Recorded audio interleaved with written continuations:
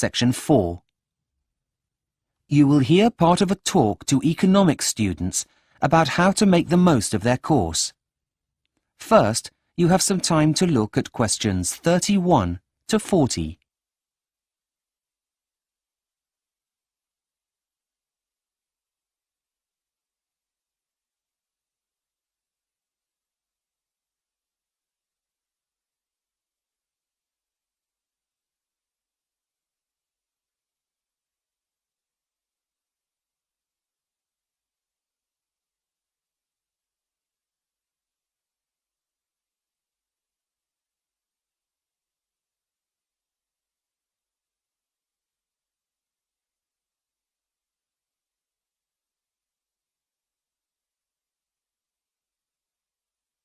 Now listen carefully and answer questions 31 to 40.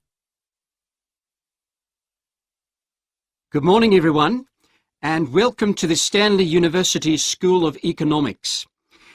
I will be one of your lecturers on the course, and my name is Professor Whitefield.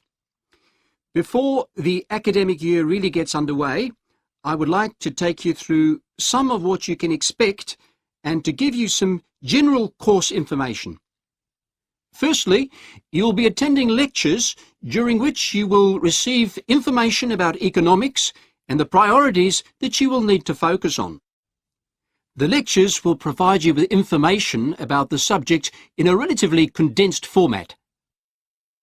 In addition, they should also provide a suitable framework for further study. Typically, this is also the first time that students get the chance to meet a researcher at the forefront of the discipline.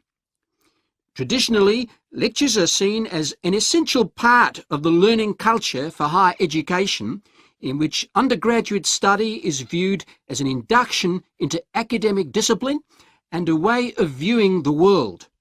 However, although all I have said until now is true, every year, undergraduate students experience problems with the techniques used in lectures. Being forewarned will hopefully help you with adjusting to these issues.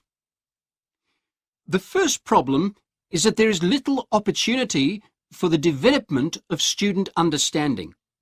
That is, if you misunderstand something, there is no immediate opportunity to ask.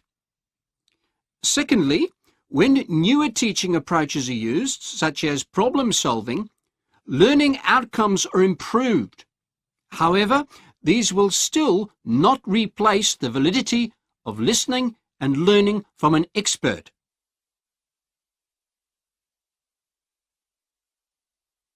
Now, before you start despairing, there are several things that you can do in order to make the learning process and consequently your student life at the university easier. First and foremost, be prepared. You will be given a reading list. Don't just throw it away or forget about it. Make sure you leave enough time to go through all items on it. Once you've done that, an ideal thing to do would be to test yourself on the contents. Prepare a mini quiz while reading and go back to it before the lecture and just check you know the answers. Now, for most of you, this won't be the first time that you're studying economics, but you may have taken a gap year or had a period of time working. If this is so, and even if it isn't in fact, it always makes sense to go back and refresh your memory on those relevant theories you learned about before, as we'll definitely be referring to them. Okay, there are just a couple more ideas I'd like to suggest before I'll take any questions you may have. We are lucky enough to be living in a digital age, so use resources like the web to do some extra background research. There's no shortage of information nowadays, but just be sure that you're using reliable resources. Finally, and this is an important one, make sure you discuss ideas with your peers. They're in the same boat as you are after all, and you'll probably find that it helps make your learning more memorable. All in all, take charge of your learning and you'll find that you succeed. Now, do you have any questions before we go on to the next? That is the end of section 4. You now have half a minute to check your answers.